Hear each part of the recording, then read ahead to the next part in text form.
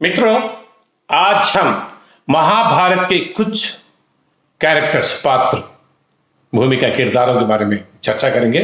कुछ कैरेक्टर विशेषता से भरे हुए 6 पात्र, जैसे भीम, सुयोधन, जरासंध, बकासुर, हिडिंबा एंड कीचक।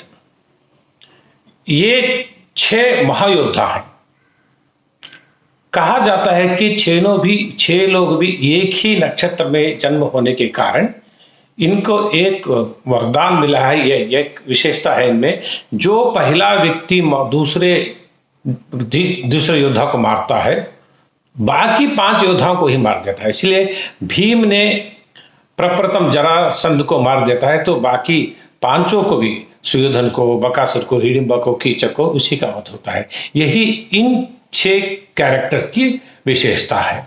सो हम इनके बारे में विस्तार से जानेंगे। अब जैसे भीम, सुयोधन, जरासंध, बकासुर, हिडिंबा, कीचक। भीम को पांडवों को मार देने के लिए कौरवों ने जो योजना बनाई है लाख के घर में, वहां से ये उनकी मां कुंती ने 5 को लेकर निकल जाती है वहां से, लाख के घर से। और कौरव सोचते हैं कि उनका निधन हो गया। उस सिलसिले में गांव गांव घूमते भटकते घूमते रहते हैं। तो एक गांव में भीख मांगते हुए रहते हैं। तो एक ब्राह्मण के घर में थे। वहां गांव के किनारे बकासुर नामक एक राक्षस रहता है। उस राक्षस ने उस गांव से हर दिन एक आदमी और एक बहुत बड़े गाड़ी में भोजन हर दिन भेजने का एक नियम बनाए रखे हैं। तो जिस घर में ये रुके हैं उस घर से रो रहे थे, बोल रहे थे आज मेरे बेटे को भेजा है, या मेरी पत्नी या मैं, कोई ना कोई जाना है। ब्राह्मण रो रहा था। तो वहाँ कुंती कहती है, डोंट वरी, आप रोने की जरूरत नहीं, मेरे बेटे को भेजेंगे, मेरे बेटे को भेजेंगे। नहीं आप आती थी, हम नहीं अनुमति देंगे। कोई बात नहीं, मेरा बेटा जाएगा। तो उसको, अच्छा भोजन आप तैयार करो। भोजन तैयार करते हैं। तो ये बहुत दिन से भूखे थे हमारे भीम ने, तो दाल का बीच में खा लिए आराम से, उसके तक जाने तक, और सो गए आराम से। और देरी से गई गाड़ी। बहुत गुस्सा हो गया बकासुर। अरे वो उसको देखकर गुस्सा किया। तो दोनों के बीच महायुद्ध हुआ। तो बकासुर का वध करके उसके लाश को गांव तक खींच कर लाते हैं भीम ने। और उसी सिलसिले में और एक राक्षस हिडिंबा भीम को मार देना चाहते थे, लेकिन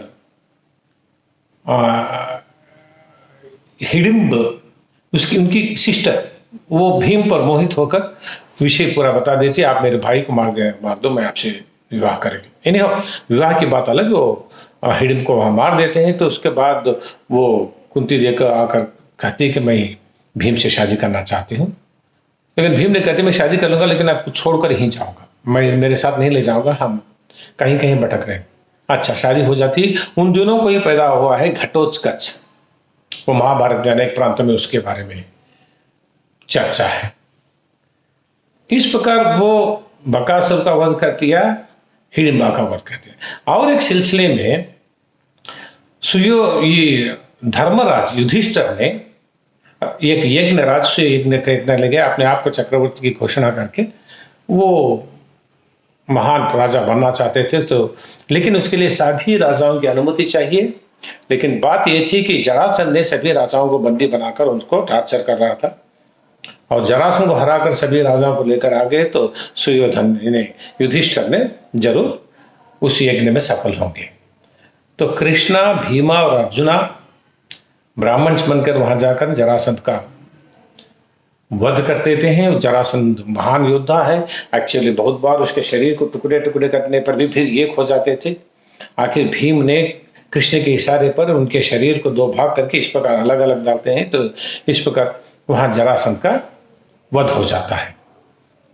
तो उसके बाद इनको, आपको मालूम है, जुआ खेलने के बाद उनको वनवास जाना पड़ा, फिर अज्ञातवास जाना पड़ा। अज्ञातवास में समस्या ये थी, अगर अज्ञातवास में पता चल गया कि ये पांडव कहाँ छिपे हैं तो फिर 12 साल उनको वनवास जाना पड़ेगा।